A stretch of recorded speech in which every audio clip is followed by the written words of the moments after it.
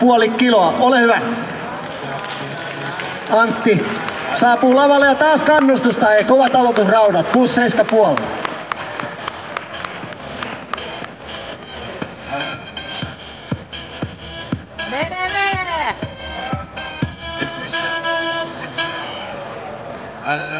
Hyväksytty suoritus, 67,5 kiloa.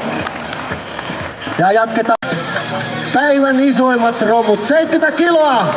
Aika kova paino, hei. Tähän painoluokkaan. Alle 80 kilot miehet. 70 kiloa hauiskäännössä. Paino, paino!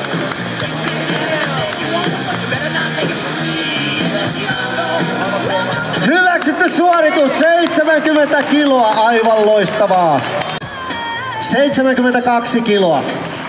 Ja tähän kohtaan sanon, että Suomen ennätysraudat jälleen kerran, mitkä kirjataan sitten tämän jälkeen, tai mitkä ne on, että jos tää menee, niin tää on, ja taitaa olla se edellinenkin nosto jo sitten. Hei, kannustusta nyt, viimeinen nosto tähän sarjaan. Nousee! 72 kiloa Suomen ennätysraudat, miehet alle 80 kiloa, hyvä yleisö. Yes.